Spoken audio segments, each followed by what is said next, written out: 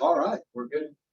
It's kind of a bit of an awkward room. I apologize. We've got the camera, we've got some audience, we've got some other audience. So, but hello, everybody. Good afternoon. I'm John Hoffman.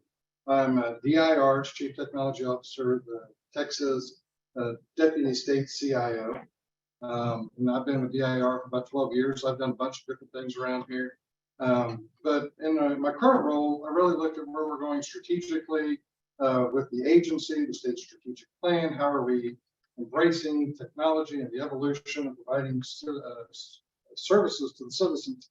And I'm so excited that you all are participating and involved in today's little session here. At DIR, we do a lot of things. Our motto is transforming how Texas government serves Texas. And that's really behind the scenes. We do this continually. We look and one of the little sayings that I have is all good contracts must end. And in some ways that's an enormous amount of work, but it also gives us an assurance that there's always the next look at what are we doing in technology, how are we providing those services, how are we doing our job better, how are we enabling the citizens to do things. And so we've got some things coming up in our shared technology service program. Within that is Texas.gov. You all, I hope you're fabulous users of the Texas.gov program. We've got some new and exciting things we're doing there with Texas by Texas. And so we're constantly evolving the way that we look and how the citizens look to Texas. Within that whole program, there is a, let me get the slide. Thanks. And the reason why we're here today is there are payment services that are there. Now, I have not cleared this with my procurement brethren, but I'll just tell you my perspective is, oh, the next slide. And one more. My perspective is that procurement, in a sense, is really a pairing of the amount and the needs that we have from the state perspective and what we're trying to get done, and then looking at in the marketplace all the different participants and evaluating and making the best pairing for the solution to be able to provide to the citizens. Okay, so that's not a thought that I think people often kind of, when you hear about procurement, you think of a lot of things, but at the end of the day, I don't know people really come away from it's a pairing of the needs and the solutions for all the right reasons to do the right thing. And so we're very excited. We've done enormous amounts of research, external, internal with our customers. We've looked at our current situation and we're forming this, but we realize that as much as we can form the wants and the needs, we have to make sure that we have involvement and engagement from the larger community in the marketplace to really bring forward all the different solutions and what we've got, what we can do, how we make those changes, what makes sense. And so within DIR, we're looking at how do we improve our processes? How are we better tomorrow than we are today? And one of the things that we realize is maybe we're not doing enough engagement out there. We just kind of dropped these procurements in a sense, almost like the old Jack in the Box. Everybody knows the song is playing. Nobody's exactly sure when that thing is going to pop out. And maybe that's not exactly the right way to strategize around the procurement. Maybe we need to be a little more communicative in where we are, kind of what we're thinking, what that effort will be. We have to obviously always ensure that we maintain the integrity of the procurement process. Huge deal. But how can we generate awareness and hopefully maybe a little excitement about these procurements that are coming up? And that's what we want to do today. We want to make sure that the marketplace is aware, particularly in the payment service kind of thing.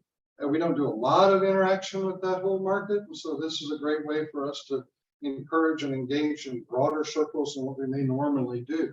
And so with all that said, our role here today is to really communicate with those who may be interested in this procurement that's coming up. We've got a great agenda of folks who are going to talk about what we're doing today, what we're looking at doing tomorrow. And if you're not all that familiar with DIR and the way that you do business, we've got a great team who's going to walk through some of the basic guidelines of doing business with Texas, with DIR, best practices, the do's, some of the don'ts. And from there, hopefully this starts this whole process. It's going to be a long one. This is one of those where I think someday we'll look back to this moment and we'll think, gosh, dang, that was a long time ago. But hopefully not too long, and hopefully not too hard between now and then. So with that, I think I'm going to kick it off. Go next to Sally, and she's going to talk a little bit about where we are. Where we are. Okay. That's right. Thank you. Thank you. I'm Sally Ward. I am the Director of Shared Technology Services, our vendor management office. So we are responsible for managing the entire Shared Technology Services program and all the services that are in it. If you go to our first slide, this is our operating model. And I want to spend a little bit of time talking about this operating model and how the payment services fall into our operating model. As you can see, we have data center services, which is a broad amount of managed services for private cloud, public cloud, mainframe, technology solution services to include application development, application maintenance, as well as print and mailing and the digitization. So we suppress that the print, and hopefully one day people won't mail either. Texas.gov, our next one, is the one we're talking about today. We have several things that are a part of Texas.gov. The payment processing is a separate contract that we have today with Texas NIC, which is a wholly owned subsidiary of Tyler Technologies. Application development and our Texas by Texas digital assistant is provided through our Texas.gov services contract that we hold with Deloitte. Finally, we have managed security services, which is more on serving hundreds and hundreds of customers around the state in providing managed security services, and our open data portal. You may be familiar with that already. At the top, our multi-sourcing services integrator. What this role is, this role provides for our customer that single point of contact for all the services that we have in Shared Technology Services program. So we have a best in breed model. There are a number of vendors that are providing all of these different services, but our customers need to have a single cohesive service delivery of all these services back to them. The way that we do that is that we require all of our service component providers. That's what each of these within the box, each vendor is considered a service component provider. Each of these service component providers are required to integrate with our MSI, to use our ServiceNow for all ticketing, source of record, CMDB, gold record, whatever you want to call it, all invoicing, project management, request management, demand, you name it. We've digitized it. We are completely a digital universe in Shared Technology Services. There is no paper whatsoever, and we are all digitized through the MSI. So when it comes time to measuring service level agreements and attainment to those agreements, our service component providers either use the tools that the MSI has for you, which is ServiceNow and those tools, or sends a data feed. Our service component providers do not have any responsibility for calculating, measuring, or reporting. All of that is done at the MSI level. So no costs go into a proposal for service level measuring and monitoring. That's provided for you. And there are some other things as well. But all of that to say, our model will require you to have operating level agreements or operating agreements with the other service component providers that are in the model. We also have requirements to collaborate so that our customers see a single cohesive service delivery, such that when a customer comes into the program, the vendor badges are at the door and they are doing business with DIR's Shared Technology Services program. I also want to mention for payment processing, all state agencies are statutorily mandated to use the Texas.gov payment processing, unless DIR provides an exemption. So all state agencies are mandated. We also have other entities, local entities, governmental entities, as well as schools that use Texas.gov's payment portal, but state agencies are mandated. Okay, we can move on to the next one. All right, so where are we? So we have our current contract. We have a Texas.gov portal. We've just launched this past year a native mobile app in the Google and Apple stores. And thank you to Jennifer Lewis. It was her brainchild. And we have over 3 million Texas constituents that are in our native mobile app doing business with Texas by Texas, and it is growing phenomenally every day. Our annual volume and payments processed, we are topping $2 billion in fiscal year 22. So we expect to continue to grow as we have been growing. The number of annual transactions is exceeding 26 million a year. The majority of these are done online and with by card. The types of customers that we have are very wide-reaching. We have some customers that integrate directly with our payment processing engine. Very few of those, but we do have some. Then we have a lot of customers that are integrating using a web page that our Texas.gov services provider offers. And then we have some customers whose entire systems are hosted by DIR through Texas.gov. All of our systems are hosted within the data center services portal. The vast majority are in the public cloud.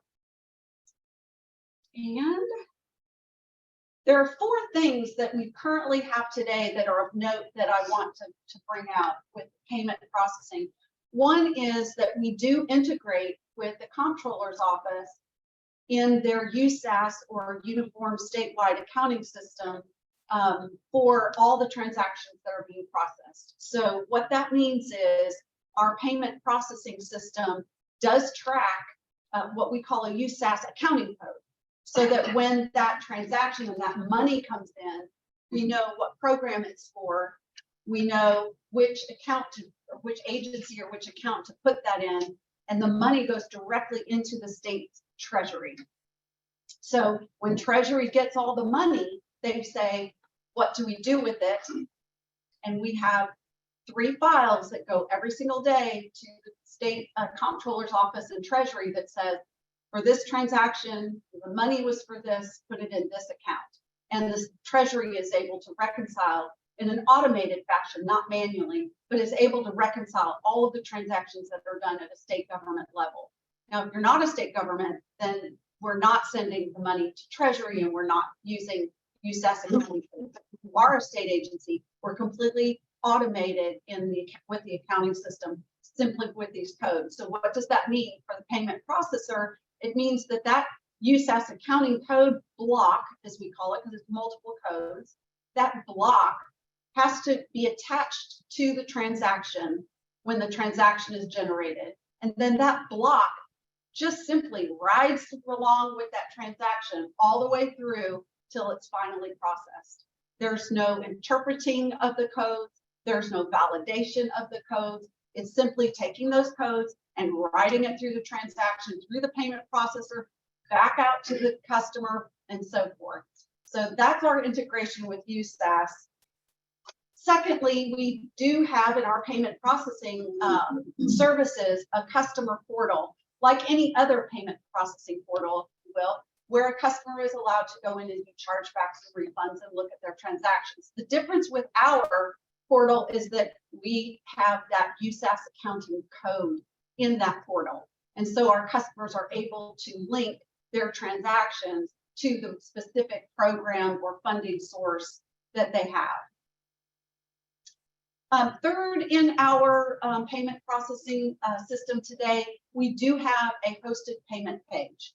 We do have a page that's offered to our customers to use, such that they call that payment page from their application, and then from the payment page, the processing transaction goes through the gateway over to the processor and so forth and back in. But we do have a hosted payment page and expect that. And finally, we have a payment transactions data warehouse. And in that data warehouse is where we can see at an aggregate level, and our customers can see within their level, can see all the transactions that have processed and be able to get derive some intelligence over what types of transactions are being done, at what frequency, what kinds of services are being provided, and those types of things. So those are the 4 things that, if you think about a payment processor, strictly payment processing, what's different about Texas and what do we have today? Those are the 4 things. But Jennifer's going to talk to you about what we want in the future. Thank you, Sally. So I brought some notes. I have a lot to share, so I think you have to reference my notes a few times. But good afternoon. My name is Lewis. I'm the Director of Strategic Digital Services at DIR within the Chief Technology Office. So we don't plan to dive deep into specific requirements today. We're not going to talk about, this bulleting out what we're specifically asking for. But we did, at a very high level, want to share what Sally covered, what we're doing right now, and of course what we need and how we operate in Texas. But also some things that we want to explore for the future. And so giving y'all an idea of where we want to go and what's important to us. So if you look at this next slide, okay, so payment processing is really complex, and we've learned a lot over the years. We've done a lot of research, as John mentioned, and you look at this and you think, the way we order, whether we're doing your Amazon, whatever you're ordering online, just in your government services, you just do it. It just seems to happen. But when you go back, and as y'all all know very well, there's a lot of moving parts that are happening behind the scenes. And so really the purpose for showing this slide is to show there's all these moving parts, there's different types of functions happening, but our plan is to have one single award. And that, we know there's a lot that happens behind that, but we want to do one single award. So a large part of the reason we're here today is that we know that we want to let y'all know that partnering and teaming is completely okay. And so we know that takes time to figure out what that looks like. And so we wanted to make sure we're here today sharing what our vision is, so you have time to plan accordingly and with what you need to do.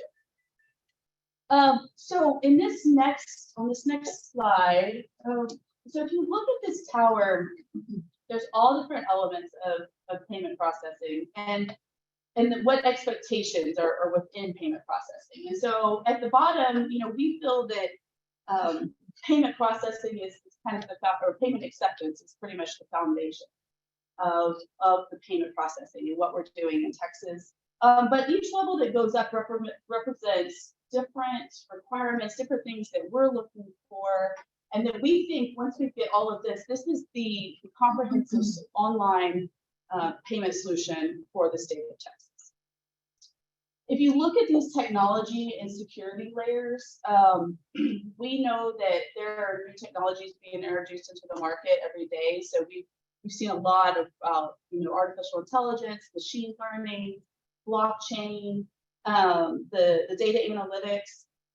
And we've seen and heard and read stories through our research of how it's improved the daily operations, how it's improved security, how it's making such a difference in fraud and being able to help with that. So we want to convey that the state of Texas is really, really open-minded to and wants to be part of this forward momentum to adopting new technologies and using that to provide a better service for our customers, which are state agencies and local governments, as Sally mentioned, so we can provide the best service for the constituents of the state of Texas.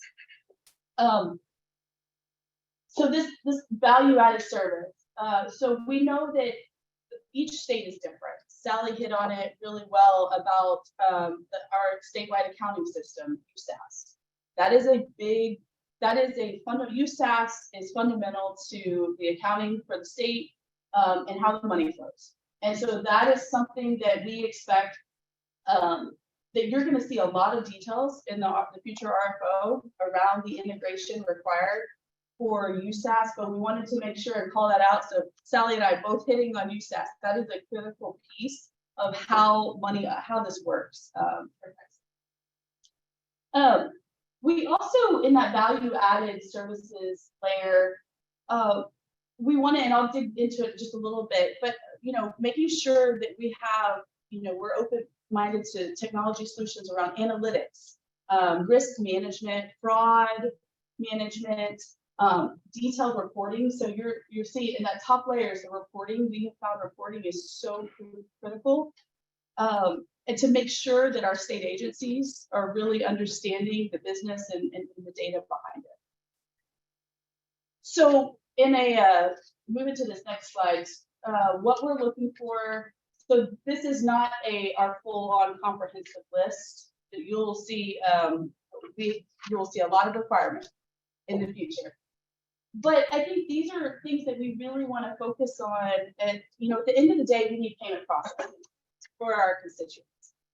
But we're looking also we want to be able to, have a product that has a roadmap. We want to be able to plan for the emerging technologies that are coming out. We know it's changing all the time. So we want to be able to not get static. We want to be able to evolve and provide that best service. The capability for the integration. So right now, we have a couple of different integrations with USAS. Those files that Sally mentioned, those are critical to how this operation works. But we don't know what's coming for the future. And so we want that capability for those to be able to integrate with whatever might come in the future. Security, it's critical. Everyone knows that, but we have to say it again and again and again. We've seen some of the new technologies that have come out around payment. We want to embrace those new technologies because we really do want to provide a great service. Fraud detection, it's in the news every day. We've seen it here in the state of Texas. We really want to understand the capabilities that are available and be able to mitigate fraud and to protect against that. The customer support, so we talk a lot about supporting our customer agencies. And Sally mentioned, our customer agencies are our state of Texas. Those are our government, our local government. Those are our customers. And then they support the constituents. But being able to support our customer agencies with training and communication and everything that's relevant is going to be really important. So business management tools, we are open to, we want to see what's out there as far as how the sales transaction data and trends. We want to be able, and we know there's so much more like inside data that we can understand to way we're doing business and what's going on. So we want to be able to explore what's out there. A digital wallet. So we're really open to understanding what a digital wallet would look like and to work with those universal platforms such as Apple Pay and Google Pay. Sally mentioned Texas by Texas. That is our digital assistant.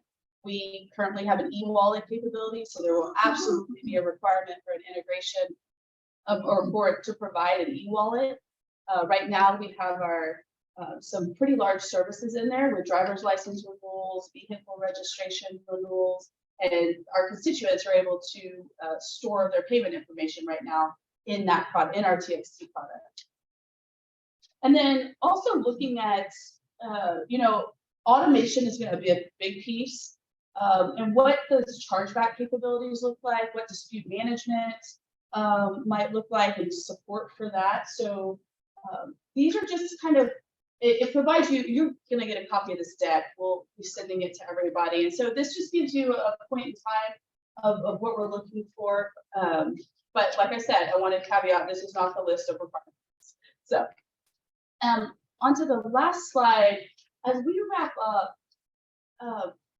there's a lot of words in here.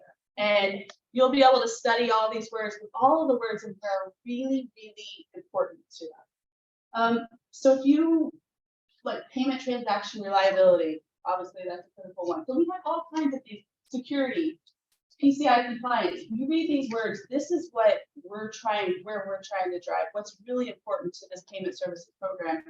And you'll also see competitive pricing. So we're a government entity. We have to provide the best pricing we can to our constituents. That is our job. So study this when you have some time. And data privacy, point of sale. We do have point of sale with our Department of Public Safety. You'll see details about that in the RFO. But these are all things that are really, really important to us for the state of Texas. So I think in closing, really appreciate y'all being here today and online as well. Taking the time, we're really excited to see the solution that are brought forward, the innovation that's out there, and what y'all can do. So thank y'all again for being here. Good afternoon. Herschel Becker, Chief Procurement Officer here at DIR. John, in his introduction, talked about helping agencies transform. Next slide, please. So we're also looking at how we best transform procurement. And I think we've learned over the years that it doesn't work out well when an agency sits in a corner and writes a request for proposal and put it out on the street, and somebody stands in front of you and reads the request for proposal at a bidders conference, and then we wait for responses. So engaging the market is key to things that we're doing here, especially given the order of magnitude, the nature of the services that we are deliver to our customers. So informing the marketplace, that's what you're experiencing today. Hopefully that you're learning more about what it is that we do, what it is that we're looking for, and we're going to talk in a minute about the means to the end in terms of procurement. This is, and I think Jennifer mentioned it, this is the lead time that you need to think about this upcoming initiative. I understand in the private sector, we all understand this, that you need that lead time. You need to take something like this up your management chain. You have to get the money allocated for you to chase this opportunity. And we're hoping that you will do that, and appreciate everybody being here. Removing the barriers to entry, I think that's best understanding what it is that we're looking to do. When I was in the private sector, we always said if we learned about it when you hit the street, it was too late, right? You have to know about it before it's coming. This is your opportunity to learn more about it. We enjoy competition. We are posting this out on ESPD. We are supplementing that list with people like you in the industry that may not be registered for CMB. Do that, but we're reaching out to you based on our market research, and hopefully we're tapping into the right companies here that may express some interest in this. Jennifer talked about we're a state agency. We're looking for the best value. We're required by statute as a state agency to award based on best value criteria. Not necessarily the lowest price, but the best price. We want the best deal that we can get for the money that we're going to spend on behalf of the state. Next slide. So we're looking for a partner. You know, we talk about vendors, we talk about partners. Some customers may be hesitant to refer to you as partners, but you are a partner. DIR is a small agency, relatively small agency. We rely on our partners to help deliver the services to the state of Texas that it needs. We're looking for you, as Jennifer said, to propose to us your ideas. You know this industry, you know the capabilities that are available, you know where it's going much better than we do. We can do our market research, but you live it every day, and we want you to bring that to the table. Let's go to the next slide. So I've got some slides to follow this, but I want to kind of break this down. We're in the planning stage. We're doing the market engagement. We're doing what we're doing here today. I want to talk a little bit about the solicitation, what we're expecting as part of that, what you should expect, and then evaluation award, again, what you might expect from us during the process. Okay, let's go ahead. So planning. So again, this is your opportunity for us to engage you through the market pre-solicitation notices, through the market engagement events like this. It's a forum for you to understand the program as Sally described it, for you to understand the vision as Jennifer described it, for the next generation of the Texas.gov payment services offering that we have. And again, this provides the lead time that you need to identify potential partners. We ask you to sign in. For the folks that are online, we have your information. We will share that. So you will see who was in the room physically or virtually, and you might use that to look into potential teaming partners. Going back to the slide that Jennifer had, the 4 sort of quadrants there. This is a robust solution that we're looking for. We need all aspects of this offering, and we're looking for somebody to take the lead. I mentioned earlier, assess a business opportunity, run it up, see if you can get the business development dollars to put the team together. Think about how you're going to put a proposal team together. Who's going to be on that team? You're going to drive it. You have somebody that can do that for you, or you can get your teaming partners together in a room and work through this. What is your approach to developing that response? And then this is key.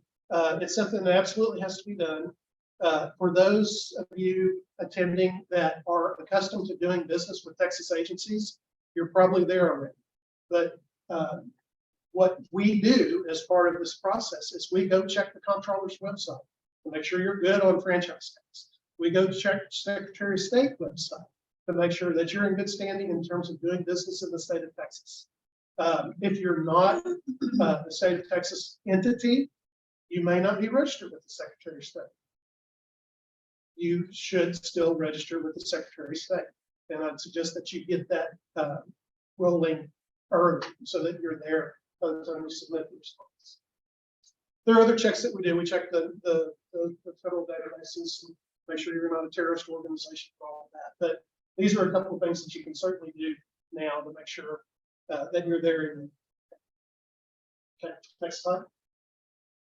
All right, so we post our solicitation to the Electronic State Business Statement, which is where we posted this pre-solicitation piece. We will post everything there, including addendum. We'll include the presentation. We'll include the sign-in sheets. All of that will be posted for you to see, and I think Amy can speak to the fund firms. When we do the solicitation, it's going to be what you're used to seeing. It's going to include the background. It's going to include requirements. It's going to include response instructions.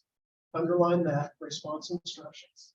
High-level evaluation criteria, key dates, potential contract documents, etc. The way we at DIR do question and answer, we designate a time frame during the solicitation process, but we do what we call rolling questions and answers. So we're going to accept questions, get them in early. We'll take a chunk of those questions and we'll answer those and post it out there. That may lead to more questions, and we recognize that. But we're going to do the rolling question and answer up until about 2 weeks or so before the responses are due. We want to give you that iterative response so that you can continue to build those proposals. If we answer a question and our answer is not clear, ask again, okay? When we try to answer the questions, I hate sort of the answers that say, see page 26, just go look there. Well, maybe you're asking because it wasn't clear there. But anyway, include the question, include the reference the part of the request for offer that's not clear. And again, if we don't answer the question, ask again. Watching for addendums, this is key. As part of the response instructions, we ask you to sign your response. We ask you to sign, there's like a page for each addendum that's posted out. We want you to sign that. We want you to acknowledge receipt of it. It pains us when we have to disqualify or we have a vendor that missed an addendum with key information that they really needed to develop this response. So monitor ESPD. Don't assume that we post it out there and you go write a proposal and you submit it. Monitor them. And you should be getting those notices. Again, sign up for these for CNBA. All right, points of contact. This is key. All right. Everybody knows people, right? It's easy to pick up the phone to call Herschel and say, Herschel, I see y'all posted this thing. what are y'all thinking with section 2.6.7? And I will say, if you're about to get your company disqualified from this solicitation, follow the point of contact, designated point of contact in the solicitation document. So that we're going to share with you for this, who's the point of contact going forward. Follow that, stay with it. Please don't have your lobbyist call our executive director. Call that point of contact, email that point of contact, ask your questions. We've got a lot of lead time here, so get all that stuff out through the process that's prescribed. Okay, next slide. And this, you know, you guys know this. I know your response to our goals and objectives. Make sure you're answering the questions. Address any and all response instructions. Again, we have to score down, disqualify, etc. vendors that don't follow the response instructions. So don't take your boilerplate proposal from Ohio and submit it to us. If you do, make sure you check for Ohio, because we receive those responses as well. You know, state of, not Texas. The master services agreement. So Sally talked about the single, what was your term? I wrote it down. MSI, single services delivery model sort of thing. It was brilliant. Yeah, it was. So Single pane glass. So the model that she described with the MSI and the SCP, service component providers underneath it, we all share that model. And beyond the model itself, we share the master services agreement. So those look alike across all of our providers. So the reason I'm saying this is, one, you can go look at those today. You can pull up any of the shared technology services contracts on our website, and you can pull up that master services agreement, and you can bet that's pretty close to what you're going to see in upcoming solicitations. It could change. There are improvements. The legislature meets every 2 years to tell us that we need to add a new term and condition to it. But you can get a flavor for it. I would pull that sucker down and I would put it in front of my legal team, and I would say, legal team, here's what is going to be presented to us. Get after it right now, and let's get to the point where we can say yes to it. Because excessive or material exceptions could hamper further consideration of response, right? If you take excessive exceptions, or you take exceptions to conditions that we say you can't, no exceptions allowed, you may find yourself that you don't even get invited to the negotiations table because so of the exceptions that you've taken. So again, lead time here, pull that thing down, have your legal crew look at it and figure out if it's something that you can review the response and review it again. Again, responses are disqualified because they're incomplete. They may be scored down because they put state of Ohio instead of state of Texas in there. Probably not, but read it, reread it, get somebody with fresh eyes to read it. We all write papers and then send it out and see that we made a mistake because we looked at it so much ourselves, we didn't have somebody else look at it. But submit a quality response to us, because we score an award based on the response you submitted to us, not what we know about what you've done in another state, or what you've done for Texas, or what Gardner tells us you've done across the world. We are required by law to review and award based on what you submit to us as part of the response. Okay, you can be the greatest company. If you don't tell us you are and give us the evidence that you are in your response, it doesn't count. Okay, so as you can imagine, we're going to be asking for a lot. We're going to take the time to review it thoroughly. We're going to make sure that we've got an evaluation plan in place. We've got an evaluation committee. We've got weighting scores associated with all this. We're going to take our time and we're going to evaluate it. And I know that you're standing by wondering, when are they going to get to us? You can ask the point of contact where we are in the process. please don't call our executive director and ask her where we are in the process. We may conduct vendor discussions to clarify requirements and our responses. We go through what I refer to as an iterative progressive procurement. So we don't receive responses, evaluate, score, ask for BAFO, evaluate, score, and recommend award. We're going to go through this process. We're going to learn from you. You're going to learn from us. We're going to ultimately get to the point where we've got the best contract because we've worked through this process. We understand each other. You understand what we're asking. We're understanding what you're offering.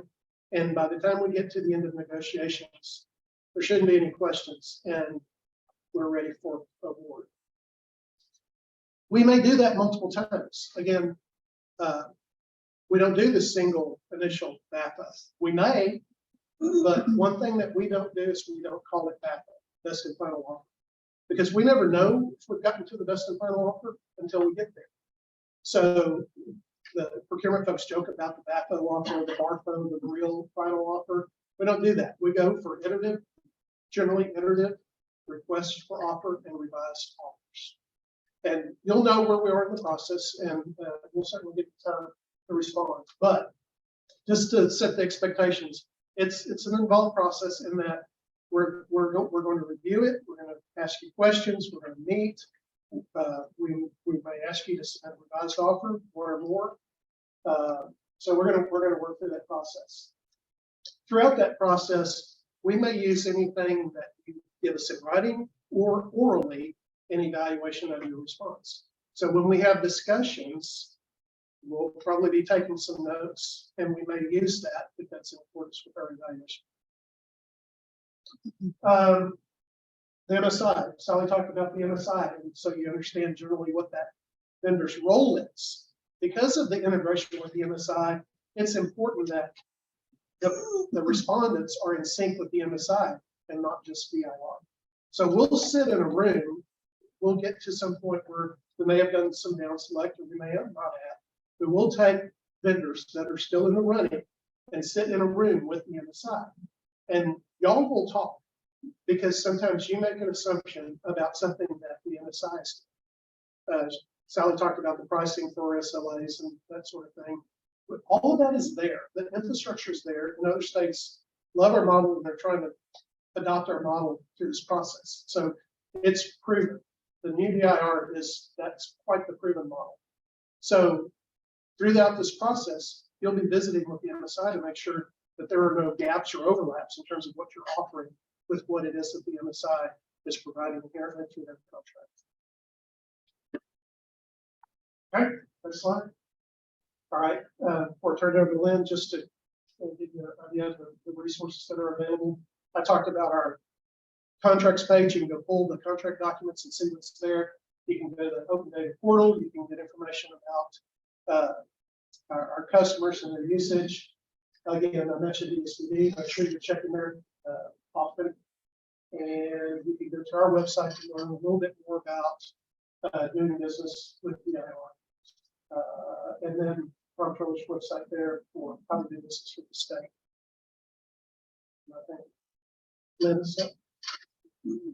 Thank you. Yeah, this is the best part of your afternoon. Okay, I promise you. At least the best part of this part of your afternoon. I'm Lynn Heidi. I'm the Deputy Chief Procurement Officer here at VIR. So you heard Herschel talk about our procurement process and what's required, what we have to do, what you have to do. A big part of this is the hub component in procurement. So we're going to talk a little bit about hub. The state of Texas historically underutilized business program is the state of Texas WBE, disadvantaged business, small business program. If you're familiar with any of the federal programs or in private sector, a lot of WBE certifications and programs. Well, we're not going to use their terminology for Texas. We have for the hub program. So we have a hub certification here in the state of Texas. The Comptroller's Office houses the statewide hub program. They handle all of the certification and compliance for hub certification. So, little commercial.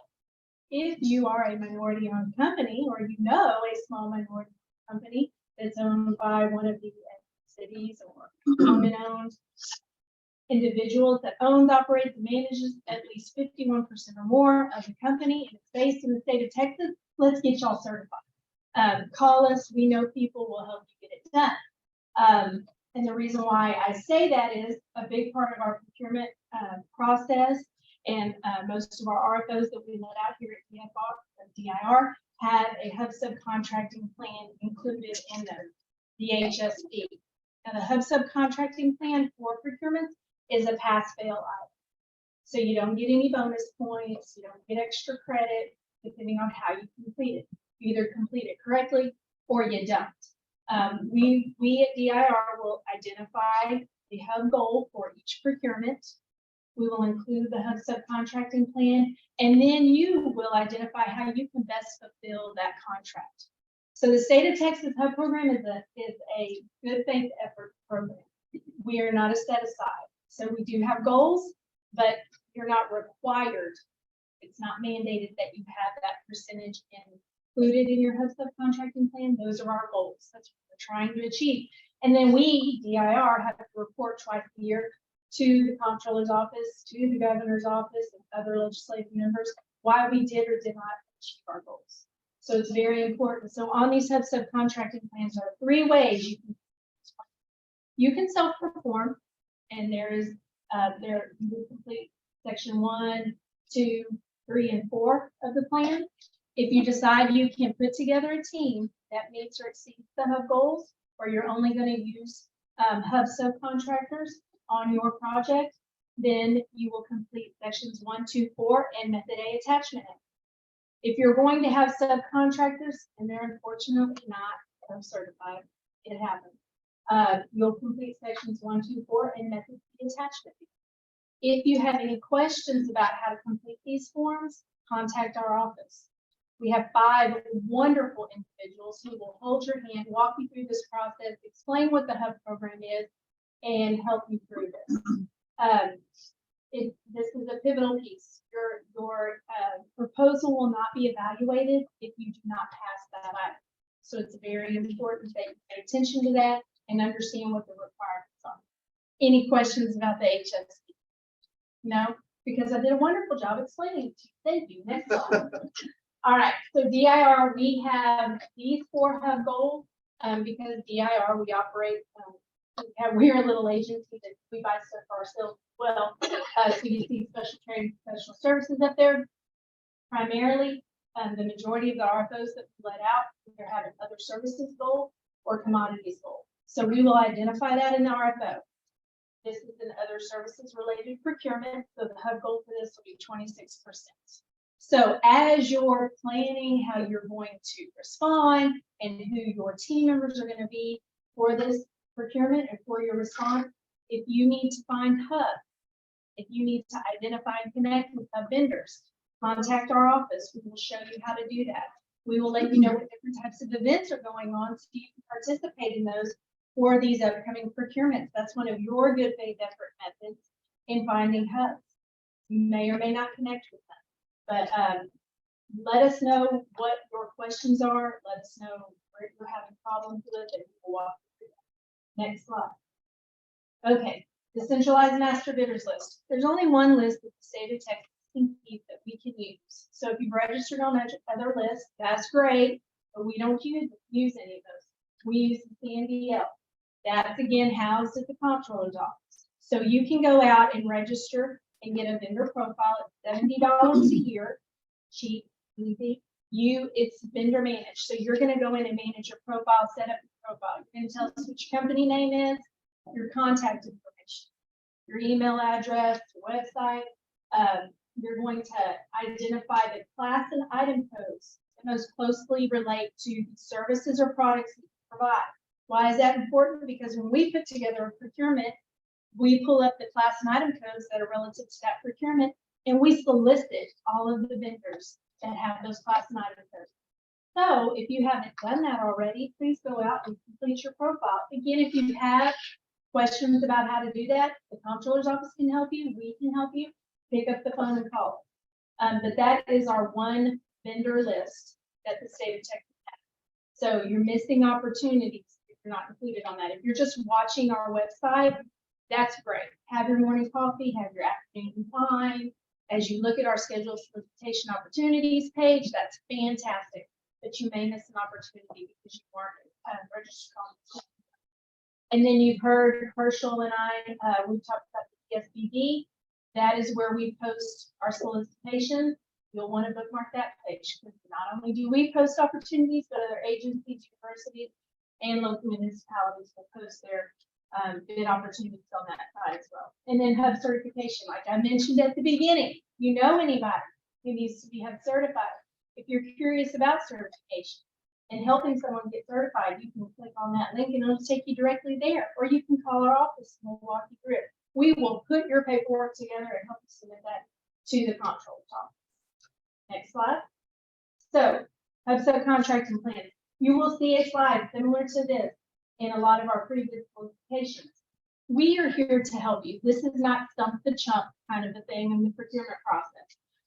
If you are putting together your hub subcontracting plan and you would like for us to review it to tell you, yes, you completed it correctly or no, you did not, you can email our hub office, dir.hub@dir.texas.gov, and we would be happy to review that hub subcontracting plan and let you know, yes, you completed this correctly or no, you did not. Now, depending on the method you complete, we ask that you give us at least 7 working days to review that in case you miss something and need to go back and make corrections or solicit vendors. So give yourself enough time, give us enough time, but we're a resource for you. We're here to help you. So this is not a roadblock for you in responding to our solicitation.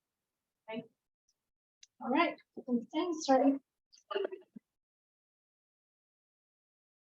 Thank you, Lynn. I'm Amy Footer. I am the interim director of enterprise procurement. And I'm just going to talk real briefly about next steps. One thing I do want to know, and kind of as an add-on to Lynn's, that 7 days, do it at the beginning, not at the end, because if you had to solicit, forgive me if I'm wrong, Chamber of Commerce, right? Yes, You have to have like 7 to 10 days to do that. So if you waited till 10 days before it's due, missed your window to do that piece to be compliant with HUD. So do it at the very beginning. When this article first comes out, get rolling on that, reach out to your HUD department and make sure that you're on the right track and that you don't run out of time to complete the methods that they have for HUDs. Okay, so while there's nothing to respond to yet, there will be. We expect the RFO to come out February. It may be the end of February. It could be the beginning of March. What we're trying to do is make sure that we get our requirements right, that it's complete and clear. It's gone through external reviews. We have to send it out to the contract advisory team, which provides input to us. So there's some wiggle room in that, but be watching, okay? We want to make sure that we don't have to put out addendums because we missed something in our requirements and we figured it out right after we posted it, right? So if it's taking a little longer, it's because we're trying to make sure it's right before when it hits the street the first time. After it's posted, usually 1 to 2 weeks after we post the solicitation, we will host a pre-bid conference. I highly, highly recommend you come to that. We're not just going to read through the requirements. We are going to dive into a little bit more so that you can understand. Sometimes hearing us say things will register more than reading thou shalt do these things. So we want to make sure that it's clear. And then we'll go into that rolling Q&A that Herschel talked about as we work through it. We make sure that we give 8 to 12 weeks. Can't guarantee that because we do have deadlines we have to hit. So depending on the length of time and the schedule we have for the rest of the procurement, that time may shift. One thing I will say is we try really hard to give you 2 weeks from the last time we answer questions, because we understand our last answer may affect your proposal and that you need time, maybe you have to set some pricing, and we understand. But it might only be 2 weeks. So be ready. Make sure you submit it by the due date. Please do not wait till 15 minutes before it's due to hit send on your email. Because if it gets hung up somewhere, it's a big document, we might not get it. And if it's any time after, say, if it's due at 2 p.m. at 1:59, we can't take it. Don't wait. Please don't wait. We have had responses come in at that 01 point. Don't wait. Only the single point of contact listed in the RFO is who you'll be contacting. For this one, we have established a generic email box. Well, it can be enterprise569@dr.texas.gov with the name of the person listed right now. We have Lisa Ramirez, and that'll be on the next slide. Or actually, she's right here. She's monitoring this account right now. When the RFO comes out, we will be sure what the name of the person is, but know that we're watching this email box. COVID happens, right? We want to make sure that we have more eyes than one person on the email box, so we've set it up this way so that if something happens to that single point of contact, we're not trying to shuffle and forward emails. So that's how we're going to protect ourselves and reduce the risk of that happening. So watch the RFO, watch who that point of contact is, make sure that we didn't change any things with the email. We're not planning on it. That's what it's going to be. Next slide. So I know I saw one question come up that wondering about, are we posting this information? Yes, we are.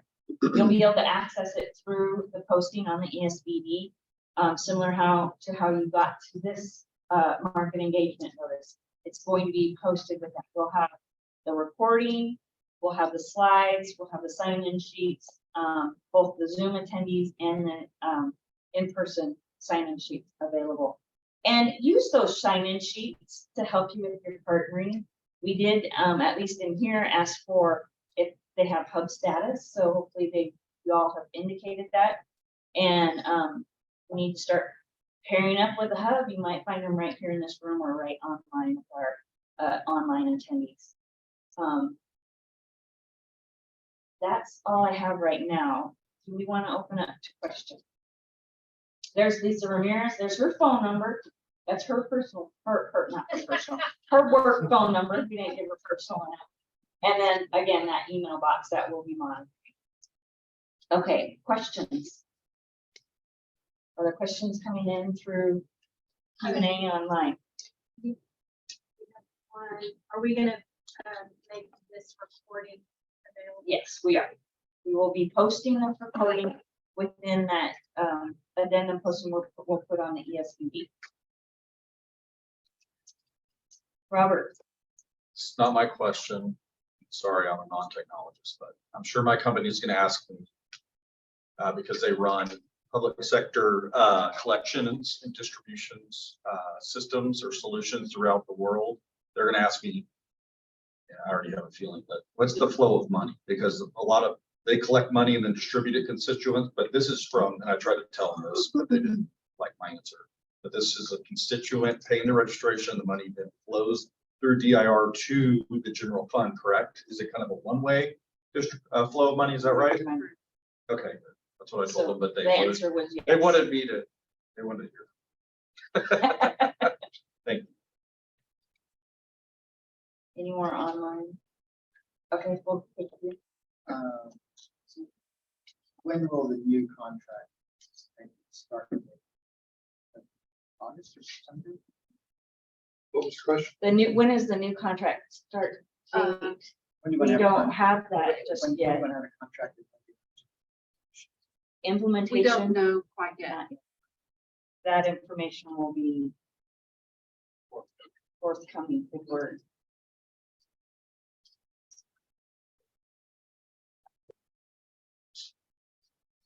How long is the new contract?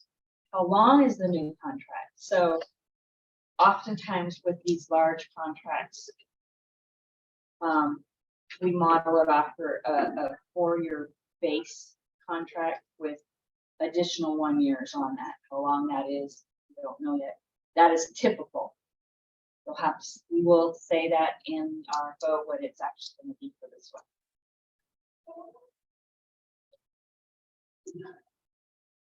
Commercial all the state agencies are mandated in a process chosen. Do all those agencies use a voter funding or? Yeah, you'll have to speak up just a little bit. Yeah. Just- You guys mentioned earlier that stage.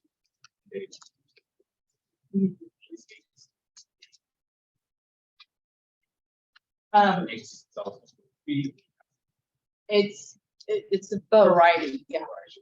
Can you repeat it?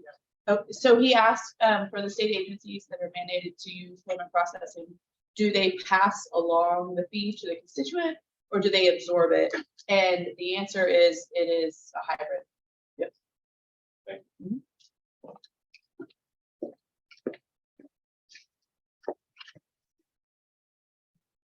Do we have any more online? No more online? One more in the room? No? Well, thank you for your time today. And we hope that this gives you that advance notice that you can start planning, start building your teams and be ready to hit the ground running when our. Thank you. You-